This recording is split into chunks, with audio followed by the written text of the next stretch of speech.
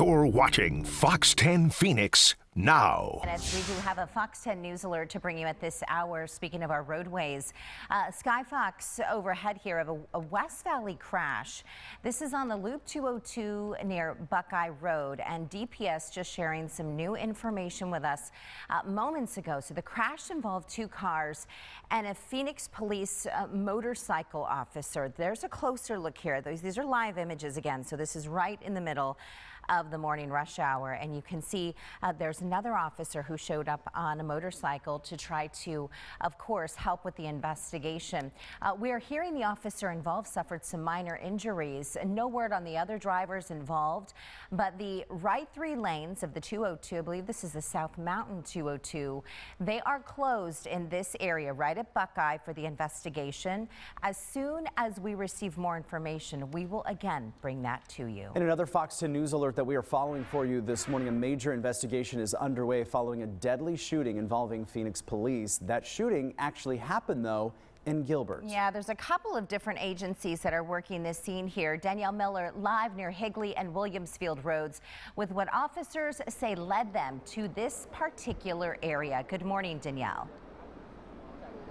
Yeah, good morning. This has been an hours-long investigation. The investigation spanning miles and even within different city limits here. So as you guys can take a look at me here, we are in Gilbert. This is Higley and Williamsfield, just south of Williamsfield there on Higley. Both directions completely closed as the Gilbert Police Department as well as the Phoenix Department continue their investigation. This is where everything ended late last night. So everything originated 5:30 yesterday evening, 1200 North 53rd Avenue. That's when the original call came in to the Phoenix Police Department of a caller saying that a woman was forced into a truck by a man. So the Phoenix Police Department searched for that truck, finally caught up with the man and woman who were inside that truck here at Williamsfield and Higley.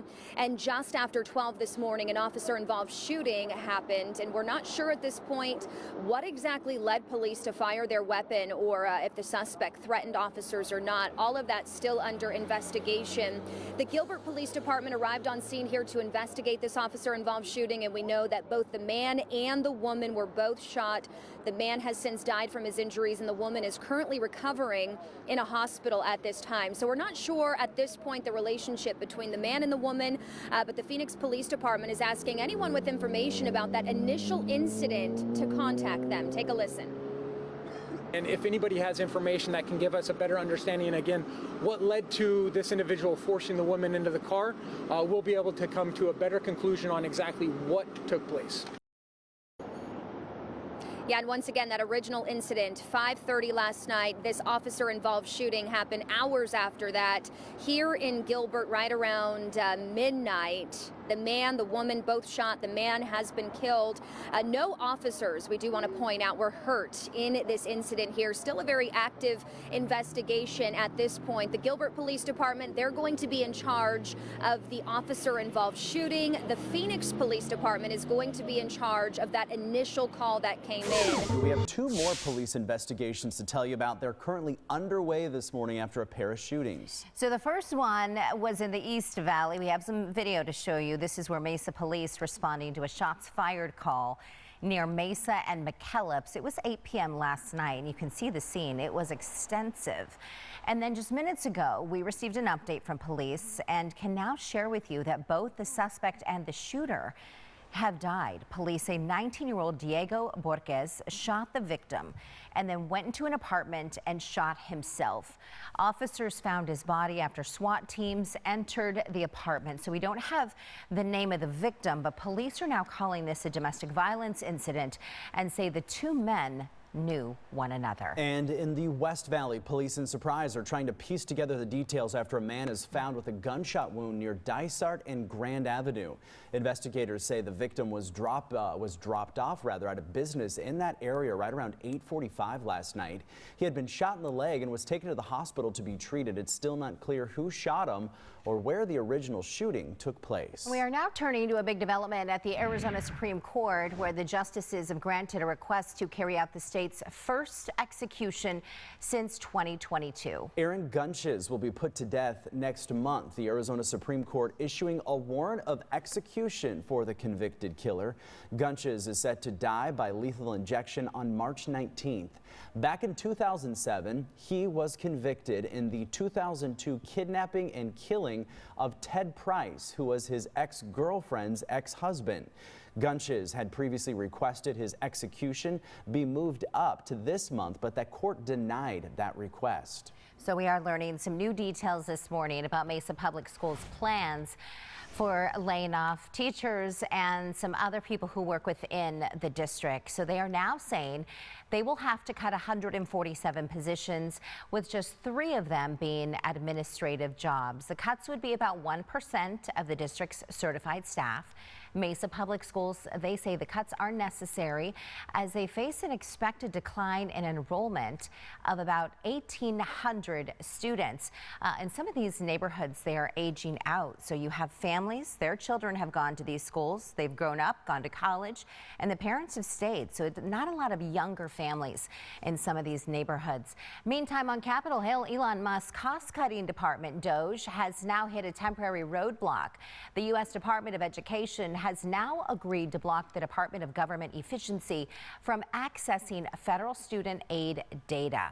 So the decision will remain in effect until Monday and follows a lawsuit by college students alleging DOGE violated privacy laws by infiltrating the Education Department's data.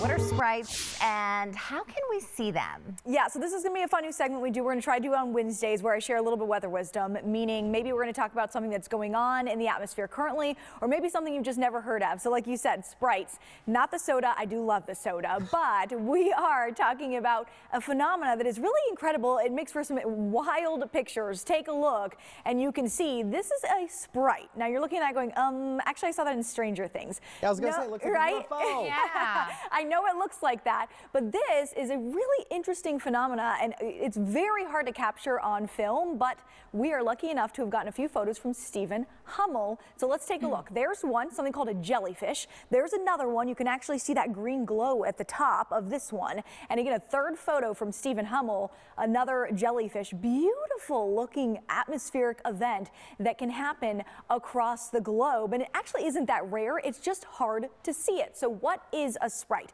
This is a type of something called transient luminous event. That's a fancy way of saying that this is a large, weak discharge of electricity above a thunderstorm. It often happens the same time as a powerful positive cloud to ground lightning. So you see lightning down at the ground. This is what's happening up above the clouds, meaning a lot of times you have no idea it's even happening, but it can extend 60 miles up from the top of a cloud. It is only visible at night and it is rarely spotted with the naked eye. You usually rather need a camera like our friend Steven was able to share with us. They only last, guys, a few milliseconds. And interestingly enough, for years and years and years, we're talking way back when, pilots, folks at sea have said they've seen these red glows in the sky, but there's not been a name for it. There's not been evidence of it until only a few decades ago when they finally were able to say, that's a sprite. Did you see that quick flash of red that was above the clouds? That's how quickly they happen when a sprite occurs. So here's something interesting. If you want to learn more, the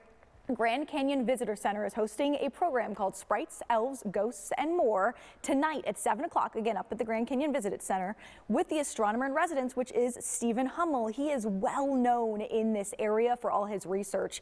If you happen to be on a flight and you capture a photo, you can share it at spritacular.org. That is a citizen science initiative with NASA. Pretty cool. All right, welcome back. We're going to get right to our big story of the morning here. And these are live images of photojournalists there on the ground giving us a look here. And thank you for zooming in. Higley and Williamsfield Road. What we are hearing from the authorities, a deadly shooting involving Phoenix police is underway in Gilbert. It kind of includes a couple of different agencies. Yeah, as you mentioned, this is right in that area of Higley and Williamsfield Road. Phoenix police tell us that an officer was responding to a call about a woman being forced into a pickup truck by a man. So officers located the two, followed them all the way to Gilbert. Officers say they tried using their grappler to stop the truck, and that's when the shooting happened. A man inside the truck was killed. The woman also in the truck was hurt. taken to the hospital. Her condition is not known at this time. And of course, our Danielle Miller, she has been covering the story for us all morning long. She's going to join us in a half hour right at the top of the 8 o'clock with the very latest on this news. On your Wednesday morning, now more than ever, water safety is top of mind in Arizona. In 2024, according to Children's Safety Zone, 18 kids younger than 5 died from drowning in Maricopa and Pinal counties.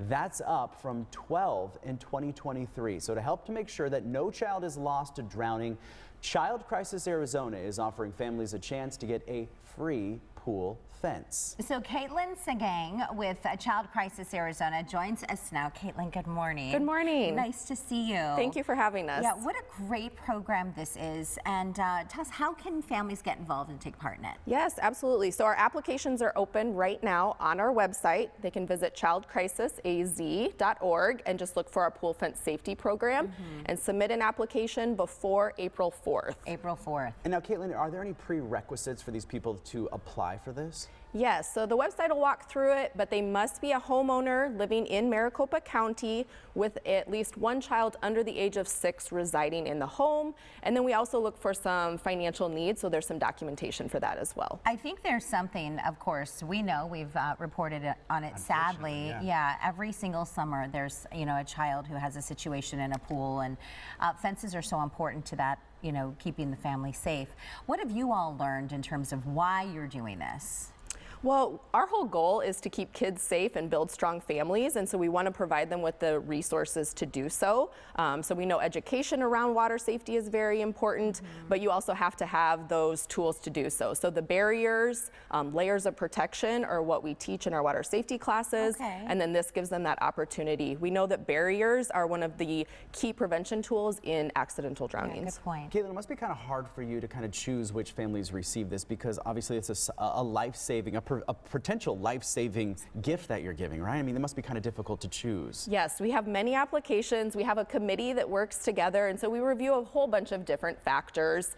Are there increased risk factors in the home? How many children are in the home? And again, that financial piece too, the families that don't have the ability. Because it can be quite expensive to get one of those pool fences, especially if you have a larger pool in the backyard of the house. Yes, pool fences range anywhere from $1,500 up to $5,000. And so we know for some families that are, struggling for the necessities, that's just an expense that they can't afford right now. Caitlin, thank you for coming in. We put the information here on your screen at home to apply, childcrisisaz.org, and I'm sure they can find more information there about your classes as well. Yes, we offer free parent education classes on all sorts of different topics, including water safety, car seat safety, anything. Awesome. And they're all free and open to anyone that wants to participate. Wonderful. A wealth of knowledge there, Caitlin. Yes, Thanks for coming in. Thank you so much.